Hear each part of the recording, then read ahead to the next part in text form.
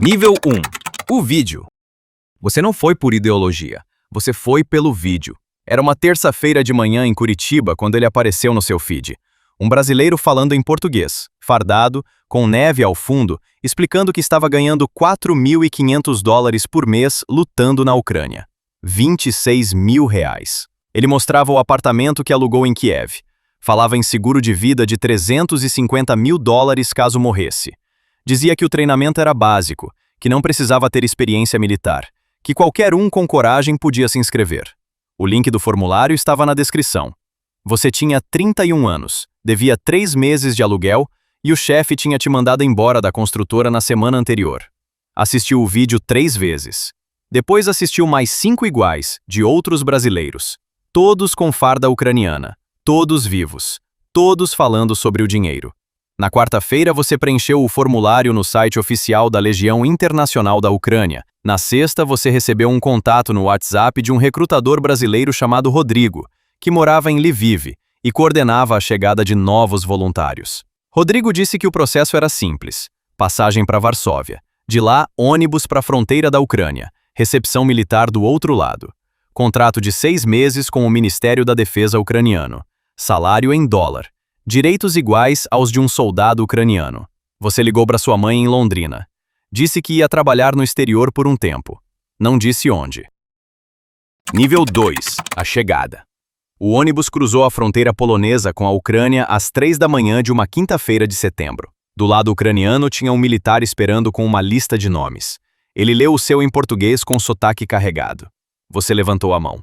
Ele acenou com a cabeça. Éramos 12 no grupo daquela noite. 4 brasileiros, 3 colombianos, 2 americanos, 2 britânicos, 1 georgiano. Ninguém falava a língua do outro muito bem. A comunicação era em inglês básico e sinais. O militar ucraniano falava pouco, mas o suficiente. Bem-vindo, Lviv, treinamento, 2 semanas. Lviv fica no oeste da Ucrânia, longe da linha de frente. É uma cidade de pedra medieval que parece que saiu de um cartão postal europeu. Você chegou com uma mochila, sem equipamento, sem arma, sem saber uma palavra em ucraniano. O quartel era num prédio militar que cheirava a diesel e comida fria. Você dormiu em beliche com um colombiano que roncava em espanhol. No dia seguinte começou o treinamento. 2 semanas. Não era o que você imaginou. Nível 3. O treinamento. 2 semanas parece pouco para aprender a sobreviver numa guerra. É porque é. O treinamento da Legião Internacional não era para te tornar um soldado de elite. Era para te deixar funcional o suficiente para não morrer no primeiro dia, nem matar um aliado sem querer. Você aprendeu a montar e desmontar um AK-103 ucraniano com os olhos fechados. Aprendeu a jogar granada, procedimento, não técnica de pontaria. Primeiros socorros de campo. Como fazer um torniquete. Como vedar um ferimento no tórax com o curativo israelense que todo soldado carregava no colete. Aprendeu os padrões de comunicação de rádio em inglês, que era o idioma de operação da Legião. Aprendeu a diferença sonora entre artilharia saindo e artilharia chegando, distinção que pode te dar 3 segundos para se jogar no chão.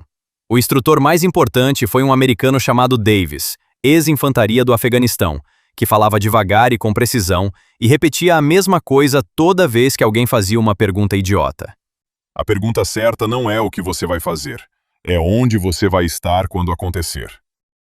Você entendeu isso mais tarde. No campo não havia tempo para pensar. Havia só o que você tinha praticado. Ao final das 2 semanas, você foi designado para uma unidade de infantaria mecanizada, operando na direção de Kharkiv, no nordeste da Ucrânia. A 400 quilômetros da linha de frente você ainda estava. Em 2 dias não estaria mais. Nível 4. O salário real. Foi no caminhão para Kharkiv que o Rodrigo, o recrutador do WhatsApp, que também era soldado, te explicou como o salário realmente funcionava. Os $4.500 eram o teto. Para receber esse valor, você precisava passar a maior parte do tempo em posição de combate ativo, na trincheira, em zona de assalto, em reconhecimento de campo. Quem ficava em funções de suporte em cidades mais seguras, como Kiev ou Lviv, recebia entre $500 e $1.500. Quem estava no meio, em posição de reserva ou rotação, ficava na faixa de $2 a $3 mil. O dinheiro máximo vem do lugar mais perigoso, Rodrigo disse sem cerimônia. Todo mundo sabe disso quando assina. Só que no vídeo do YouTube ninguém fala. Você ficou quieto olhando pela janela do caminhão. Campos de trigo passando. pôr do sol laranja. Poderia parecer bonito se você não soubesse para onde estava indo. Você tinha assinado por 6 meses. Estava no 10º dia. Nível 5. Kharkiv. Kharkiv é a segunda maior cidade da Ucrânia e fica a 40 quilômetros da fronteira com a Rússia. Em 2022, os russos tentaram tomar a cidade e foram expulsos. Em 2024, tentaram de novo, avançando pelo campo ao norte. Quando você chegou, a cidade estava intacta, mas os subúrbios ao norte eram linha de frente ativa. Sua unidade ficava num colégio abandonado num bairro residencial a 12 quilômetros do fronte. As janelas estavam cobertas com sacos de areia. As paredes tinham marcas de estilhaço de bombardeio anterior. O banheiro tinha água só de manhã. Você conheceu o pelotão. 12 pessoas. 3 brasileiros contando com você.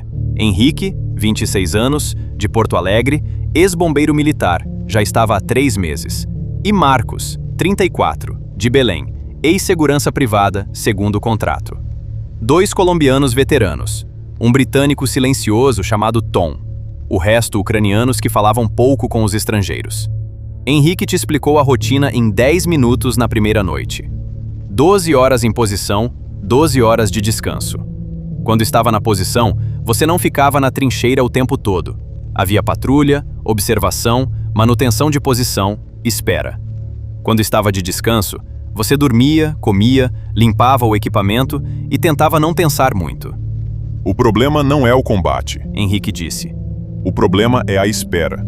É você ficar 8 horas numa vala de terra esperando alguma coisa acontecer. E na maioria das vezes não acontece nada. Mas você não pode baixar a guarda porque na vez que você baixar, é exatamente quando acontece. Nível 6. A trincheira. A trincheira não parecia o que você tinha visto em filmes de Segunda Guerra. Era uma vala de 1,5 metros de profundidade, lama no fundo, coberta com toras de madeira em partes, aberta no resto. Você ficava agachado ou em pé dependendo da posição, com um fuzil apontado para um ângulo que você memorizou no primeiro dia. Não havia como sentar direito. Não havia banheiro. Havia um buraco a 20 metros que você ia rápido e voltava mais rápido ainda. O frio de outubro em Kharkiv é diferente do frio do sul do Brasil. É úmido e constante, e entra pelo colete e pelo pescoço e não sai. Você usava 3 camadas e ainda assim sentia. O Henrique disse que no inverno seria pior. Você tentou não pensar no inverno. O som que mais assustava não era o de bombardeio, era o zumbido. Drone FPV é um drone de corrida modificado com explosivo na frente, pilotado por um operador russo a quilômetros de distância usando óculos de realidade virtual.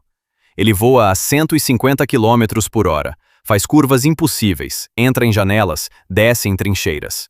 O zumbido que ele faz é agudo e cresce rápido. Você tem talvez 2 segundos entre ouvir o zumbido e ele chegar. Em 2 segundos, você se joga no fundo da vala e cobre a cabeça. No terceiro dia na trincheira, um drone FPV entrou no setor ao norte do seu. Você ouviu o zumbido, se jogou, ouviu a explosão a 200 metros. Silêncio. Depois rádio. Um ucraniano ferido. Não era do seu pelotão. Você ficou com o coração acelerado por 1 hora depois. Não era o pior que ia acontecer. Nível 7. O contato. Na segunda semana em Kharkiv, sua unidade fez uma operação de avanço em linha. Tomar uma posição num vilarejo parcialmente destruído que os russos estavam usando como ponto de observação. 4 casas. 200 metros de campo aberto. Cobertura de fumaça e artilharia ucraniana para suprimir antes de vocês se moverem. Você não era o único com fuzil, mas era um dos que avançaram pelo flanco direito junto com Henrique e um ucraniano chamado Sasha. O som era diferente de tudo que você treinou. Mais alto, mais próximo, mais sem sentido. Você não via o inimigo. Via poeira, fumaça, janelas quebradas e atirava para onde o Henrique atirava porque era o que tinha sido ensinado a fazer. Num certo momento, dentro da segunda casa, você viu movimento. Atirou. Depois de um segundo que pareceu muito mais longo, não havia mais movimento. Sasha avançou primeiro. Você foi atrás. Eram 2 operadores russos. Um já estava morto quando vocês chegaram. O outro morreu em menos de 1 minuto. Você ficou olhando por um tempo que não sabe contar. No jogo era diferente. No Battlefield 3, que você jogava desde os 14 anos, Aparecia uma animação. Você respawnava. No squad, que era mais realista, havia peso, havia consequência, havia o som correto das armas, mas não havia cheiro. Não havia o jeito que o corpo ficava. Não havia o silêncio depois que é diferente de todos os outros silêncios.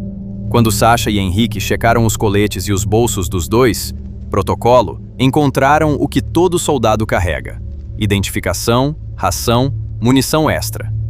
Num dos bolsos do casaco do segundo, havia um papel dobrado 4 vezes, amassado de tanto ser aberto e fechado. Um desenho de giz de cera. Uma casa com fumaça saindo da chaminé, 2 adultos e uma criança menor no centro, um sol no canto. A filha dele, provavelmente. Sasha olhou, dobrou de volta, colocou no bolso do morto. Não disse nada. Henrique não disse nada. Você não disse nada. Saíram da casa. A missão continuou. Mas naquele dia, alguma coisa mudou dentro de você que você não consegue nomear direito até hoje. Não era arrependimento. Era só compreensão. Compreensão de que o outro lado também é humano. De que do outro lado também havia uma família esperando um homem. Um homem que não vai mais voltar para casa. Nível 8. O bombardeio. A artilharia russa trabalha por padrão. Eles não atiram um projétil, atiram salvas. A primeira salva é para medir a distância. A segunda é para ajustar. A terceira é para acertar. Você aprendeu isso na prática às 2 da manhã de uma quinta-feira de outubro, quando a primeira salva caiu a 300 metros da sua posição. Explosão surda. Fumaça. Você não viu, só ouviu e sentiu o chão vibrar. O Henrique já estava gritando antes mesmo de você processar o que era. Muda, muda, muda! Protocolo de rotação de posição para não estar no mesmo lugar quando a segunda salva ajustasse. Vocês correram pela vala curvada, agachados, 40 metros em 20 segundos. A segunda salva caiu a 150 metros da posição original. O chão sacudiu mais forte. Você sentiu o estouro nos ouvidos, pedaços de terra caindo. A terceira salva não veio. Os russos às vezes paravam depois de 2. Ou mudavam de alvo, ou o drone deles perdeu visão, ou a artilharia ucraniana respondeu. Você nunca sabia o motivo. Ficava esperando na escuridão com o coração na garganta até o rádio dizer que estava limpo. Naquela noite você escreveu uma mensagem para sua mãe dizendo que estava bem e que o trabalho estava indo bem. Não mandou. Ficou olhando para a tela por 10 minutos e apagou. Nível 9. O que você para de sentir? No 30º dia, você parou de pular com o zumbido dos drones. Não porque ficou corajoso, porque o seu sistema nervoso recalibrou o que era emergência real versus o que era rotina de perigo. Você ainda se jogava no chão, o reflexo estava treinado, mas o coração não acelerava mais antes de você processar a ameaça. Processava e reagia, sem o passo do pânico no meio. Henrique disse que era isso que separava quem sobrevivia de quem não sobrevivia. Não é coragem, é automação. Você vira uma máquina que reage certo. O cara que fica em pânico é o cara que paralisa. O cara que paralisa é o cara que morre. Marcos, o de Belém, estava no segundo contrato. Ele te disse uma noite, enquanto limpavam os fuzis, que no primeiro contrato tinha voltado para o Brasil depois de 6 meses convicto de que não ia voltar nunca. Ficou 3 semanas em Belém. Não conseguia dormir. Acordava com qualquer barulho. Sentia que o chão estava errado, que a vida estava errada, que as conversas das pessoas eram sobre coisas que não existiam de verdade. Voltou. Você não disse nada. Continuou limpando o fuzil. Nível 10. A perda. Em novembro, o Ryan morreu. Ryan era americano, 28 anos, do Texas, que tinha servido no exército americano por 4 anos e tinha vindo para a Ucrânia por razões que ele nunca explicou direito. Algo sobre não conseguir se ajustar à vida civil, algo sobre precisar de uma missão. Era o tipo de cara que sabia fazer qualquer coisa com qualquer equipamento e explicava sem ser pedante. Foi numa missão de reconhecimento a 500 metros da posição russa. Um drone, direto. Ele não teve os 2 segundos. O protocolo quando alguém morre na Legião é simples porque precisa ser simples. Confirmar, reportar, continuar a missão. Você não para. O fronte não para. A trincheira não fecha por luto. Naquela noite você ficou sentado no colégio abandonado pensando no Ryan, que estava a 20 metros quando aconteceu e poderia ter sido você. Você tinha mais 3 meses de contrato. Nível 11. A escolha. No 5º mês, Rodrigo te procurou sobre renovação. Ele foi direto. Renovar o contrato por mais 6 meses garantia um bônus de $2.000, além do salário regular. A Ucrânia precisava de gente experiente. Alguém que já tinha 5 meses de frente e entendia a dinâmica de combate melhor do que qualquer recruta novo. Você já tinha valor. O bônus era reconhecimento disso. Você fez as contas naquela noite. Tinha guardado mais do que imaginava. Os gastos na Ucrânia eram quase zero. Não havia como gastar. Tinha o suficiente para quitar a dívida do aluguel, montar uma reserva, talvez dar entrada num apartamento pequeno em Curitiba. Também tinha perdido 6 quilos, dormia 4 horas por noite, tinha um chiado no ouvido esquerdo que não passava desde o bombardeio de outubro, e às vezes, no meio de uma conversa normal, parava de ouvir o que a pessoa estava dizendo porque ficava monitorando os sons ao redor por ameaças que não existiam. Você pediu 2 dias para pensar. No primeiro dia não pensou em nada de útil. No segundo dia, ligou para sua mãe. Ela atendeu no primeiro toque, como sempre atendia. Disse que estava bem. Perguntou quando você voltava. Você disse em breve. Ela disse que estava com saudade. Você disse que também estava. Desligou. Ficou olhando para o colégio escuro. Nível 12. O que fica? Você não renovou. Voltou a Curitiba num domingo de janeiro. O aeroporto era o mesmo. O calor úmido de verão paranaense era o mesmo. O trânsito, o cheiro de café das máquinas automáticas, as pessoas reclamando de coisas pequenas em voz alta, tudo estava no mesmo lugar onde você tinha deixado. Você estava diferente. Não de um jeito que aparecia. Você não voltou com cicatriz visível, não voltou com o braço enfaixado. Voltou parecendo o mesmo. Mas no primeiro dia em casa, acordou às 3 da manhã porque um carro freou forte na rua e o som ativou alguma coisa dentro de você antes de você estar consciente. Ficou sentado na cama no escuro por 40 minutos esperando um zumbido que não vinha. Levou 3 semanas para conseguir dormir sem acordar no meio da noite. Levou 2 meses para parar de monitorar os sons de ambientes fechados. Não sabe dizer se vai parar de fazer isso completamente um dia. O dinheiro estava na conta, era real. Quitou o aluguel, montou a reserva, comprou uma TV nova que não precisava, mas que quis comprar porque podia. Na segunda semana de volta, você abriu o YouTube. No feed apareceu um vídeo novo. Outro brasileiro, fardado, neve ao fundo, falando sobre os $4.500 por mês, sobre o treinamento simples, sobre o link na descrição. Você ficou olhando por uns 10 segundos. Fechou o aplicativo. Em algum lugar do Brasil, um jovem que cresceu jogando Battlefield como você, ou que se alistou no exército, ou que simplesmente está endividado, está assistindo ao vídeo também. Com brilho nos olhos, vendo uma oportunidade de mudar de vida, de fazer o que acha correto, ou simplesmente de cumprir um chamado. Mas esse jovem pode não ter a mesma sorte que você teve, e o último som que ele vai ouvir é assustador.